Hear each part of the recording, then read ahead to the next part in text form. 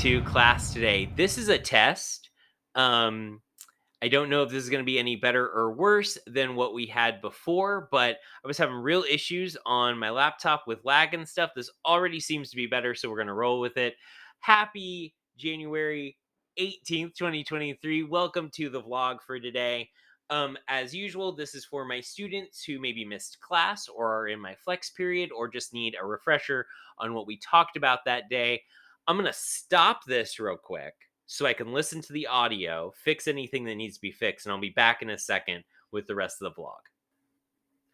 Other than the weird brightness issues that my camera's having, probably because it's really old, yeah, we're doing all right. So we're gonna roll with it. Welcome to class, everyone. Thank you so much for your patience. Like I said, I had real tech issues.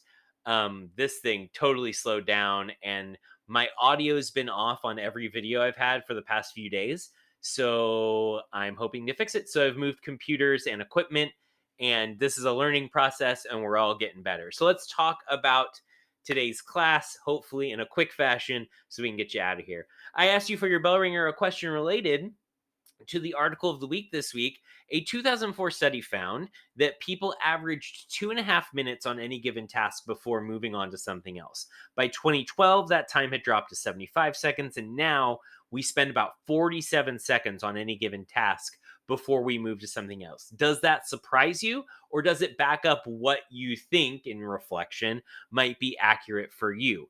This is a really interesting question to talk about because our article this week is about tips to help you focus.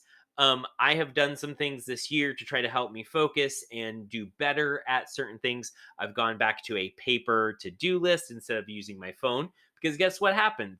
Every time I looked at my phone to cross something off the to do list, I would end up looking at my phone for far too long. Listening to more music instead of podcasts, so I was more focused on the task I was doing, not trying to multitask so much. So article of the week 3 is up live, ready for you to do. This is the mouse I need. There we go. We are talking today about the poem Kubla Khan, based on the real life guy Kubla Khan, Emperor of China from 1260 to 1294, son of Genghis Khan, the infamous Mongol leader who you may have heard of. Kubla, not as bloodthirsty as Genghis, not as military minded in some ways, supported art, supported literature, created a new alphabet actually for the people of the time. And the capital that he helped establish is now where Beijing lies. So, did a lot of good in the time that he was alive. Um, this computer just randomly opened Microsoft Word, the computer next to me. So, that's a fun thing. We could be looking at the end of days here, guys. This could literally be technology trying to destroy me. You know what? What happens if I just shut this down? If I just turn it, give it a little break. Well, yeah, nothing happens. Okay, great. We're just gonna roll with that. Why would the Romantic poets have been interested in the Far East and Asia, what they would have called the Far East at the time? Because it was this distant ancient culture that they didn't know about before. It had all of the things that they loved: exotic, beautiful settings, supernatural lore mixed in with their real history, legendary figures like Genghis Khan, like Kubla Khan. It was full of kind of catnip for them, things that they would have loved thinking about and talking about and writing about. What is a fragment? So this poem is called a fragment, right? It's a fragment of a dream, a vision. What's a fragment of something? It's a shard, it's a piece, usually after something breaks. Rarely do we remember our dreams in narrative form, if we remember them at all. A lot of folks out there in class land today don't necessarily remember their dreams.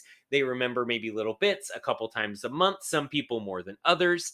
How does this all relate to poetry, though? Well, you don't need a whole lot of inspiration. You don't need a full fledged idea to write a poem. You can base it on little images and shards and fragments of dreams, which is exactly what Coleridge ends up doing in this poem. The poem is linked on the course page. So is Benedict Cumberbatch, Dr. Stephen Strange himself, also Sherlock, also Khan from the Star Trek movies, reading this as well. So it's all linked on the course page for you to look at. We're not going to read through it here. I asked folks how they felt after we listened to it. Kind of all over the place, which is what you'd expect. But This next fact helped clear it up for a lot of people.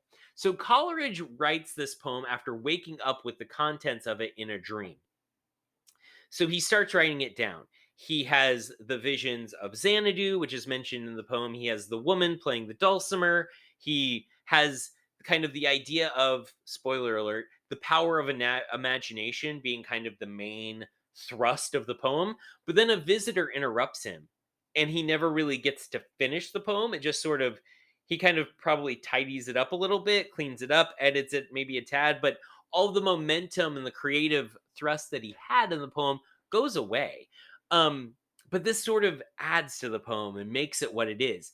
We talked about what we look for in a poem, right? When we start to analyze it, the sentence, the stanza structure, all over the place. The rhyme scheme, all over the place. There's a story within a story. We have the first 36 lines talking about Kubla Khan and Xanadu. Xanadu was a real idea of Kubla Khan's. He wanted to build kind of a pleasure dome, an ice palace, a fortress that would guard against intruders, everything all at once. He wanted to build this kind of gigantic. We're talking like I think 2.5 million square meters, I think.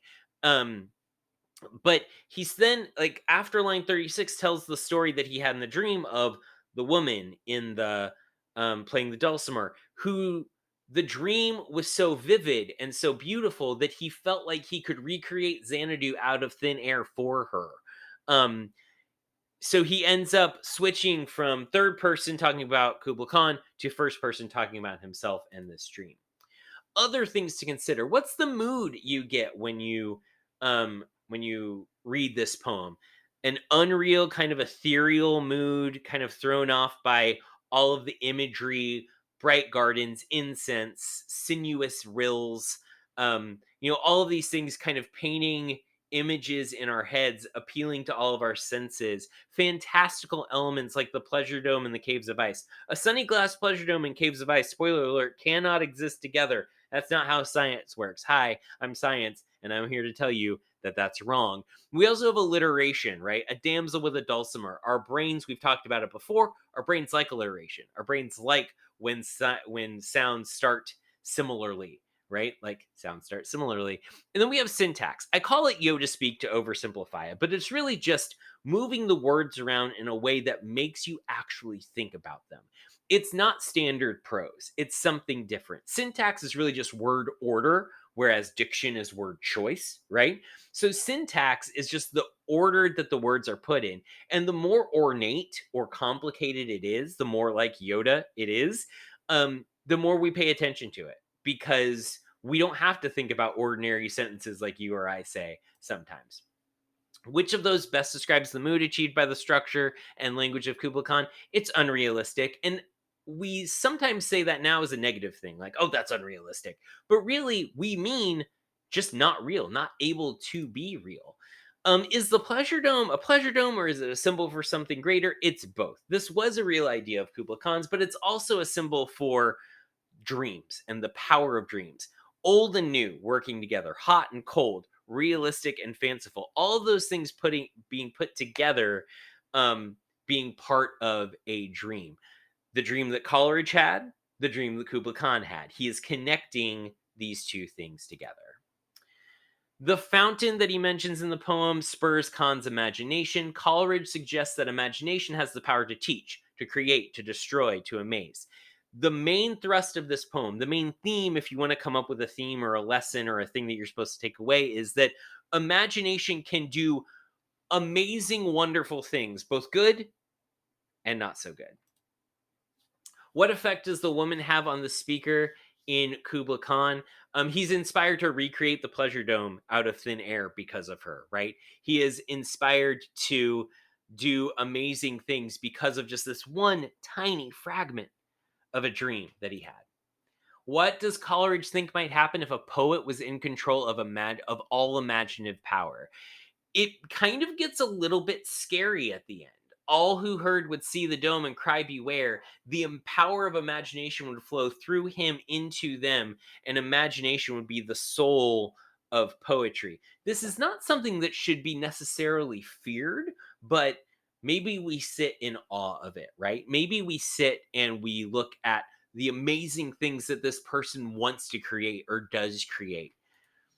So the romantic elements at play here, imagination is power. Remember, the romantic poets wanted to push away from reason and logic and science. Science can't explain how Xanadu would work. Science can't explain how the speaker in the poem, aka Coleridge in this case, wakes up and has this fantastic creative power. Imagination can explain that. We don't need a reason to explain it. We have all the beautiful, vivid imagery connecting us to nature, telling us that nature is nourishing and protective and thriving, and that emotions are amazing. And the more passionately you feel those emotions, the better it is. You've got two articles up. The student motivation one is due last Friday. It'll get zeroed out this Friday.